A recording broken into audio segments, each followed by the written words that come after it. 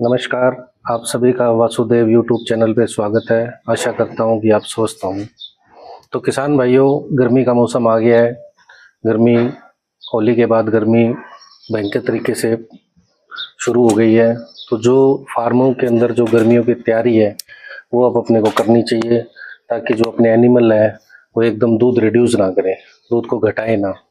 तो उसके लिए सबसे पहले मैं ये एडवाइस करना चाहता हूँ कि आप अपने फार्म पे जो फोगर है, आप फोगर इंस्टॉलेशन करवाइए। और फोगर का जो भी सिस्टम होता है उसको इस तरह आप लगाइए ताकि उसमें फोगर में जो सबसे समस्या बड़ी आ रही है कि रेगुलरिटी में चलते हैं फोगर। तो आपके फोगर है उसको रेगुलर ना करके आप उस फोगर के अंदर टाइमर जरूर लगाएं, ताकि आपका फोगर 10 मिनट चल गया, 5 मिनट बंद रह गया, अगर उसमें टाइमर होगा तो आपके जो पानी की वेस्टेज है वो कम होगी, और पानी की वेस्टेज भी कम होगी और नीचे कीचड़ भी कम होगा और गाय को भी कंफर्ट मिलेगा।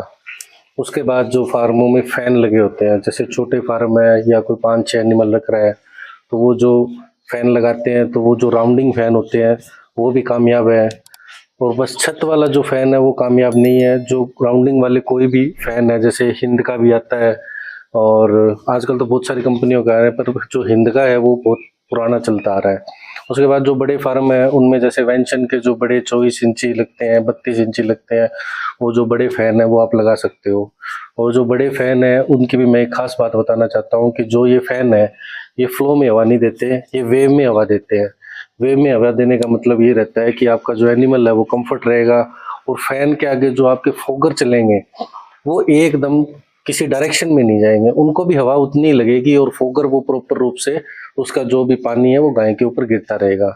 उसके बाद अपन बात करें मिट्टी की। फार्म में जैसे अब इस तरह थोड़ा सीजन बदल रहा है, अब जैसे पीछे सर्दियाँ गई है, तो मैं सभी से ये रिक्वेस्ट करता हूँ कि आप अपने फार्म में मिट्टी को चेंज करिए, ताकि आप अब जैसे नया सीजन आ रहा है तो उसमें किसी तरह के कोई चिंचड़ है, कोई जीवाणु है और है, तो आप उसको उससे बचत हो सकती है एनिमल की।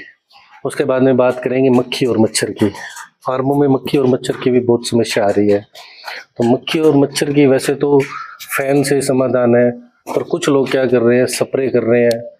कोई किसी तरह की स्प्रे कर रहा है, कोई किसी तरह की कर रहा है। मैं उन सभी को ये सजेशन करना चाहता हूँ कि आप स्प्रे करने की बजाय आप जो फिरनाइल है, जो गवर्नमेंट हॉस्पिटलों में फिरनाइल आ रही है, उसका आप एनिमल पे गर्दन के पीछे पीछे से आप उसको पोंछा मार सकते हो।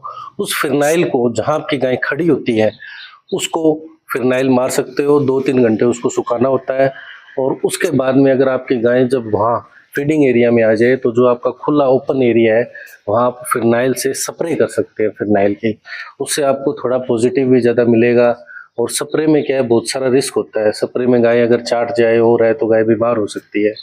उसके बाद में बात करेंगे कि अब हीट स्ट्रोक आने वाला है, गर्मी आ गई है, तो हीट स्ट्रोक के लिए जो देसी तरीका है वो तो गुलकंद है, आप गुलकंद यूज कर सकते हैं। उसके अलावा बहुत सारी कंपनियों की दवाई आती है, जो कोई कूल मैक्सी आता है, कोई जैसे अपन घर पे भी ये ग्लूकोन डी लेते हैं, तो ग्लूकोन डी टाइप बहुत सारे सप्लीमेंट आते हैं, आप उनको भी दे सकते हैं। और गाय को गर्मी के अंदर आप रोज जरूर नहलाएं।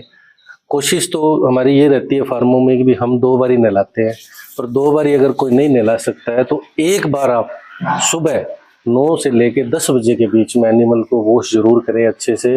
और दूसरा जो सेकंड टाइम होता है एनिमल का वॉश करने का गर्मियों में, वो होता है शाम को मिल्किंग से पहले। अगर मिल्किंग से पहले आप उस गाय को नहला देते हैं तो उसमें आपको बहुत पॉजिटिव मिलेगा। उसका रीज़न ये है कि जब वो दूध देगी तो वो हाफेगी नहीं, क्योंकि जब दूध निकालते हैं तो 37 डिग्री पे जब दूध निकलता है, अगर आप उसको नहला देते हैं तो आराम से दूध देगी।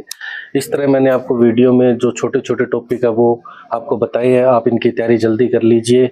आज की वीडियो में इतने ही, नेक्स्ट वीडियो के लिए जल्दी लेके आएंगे, तब तक के लिए नमस्कार।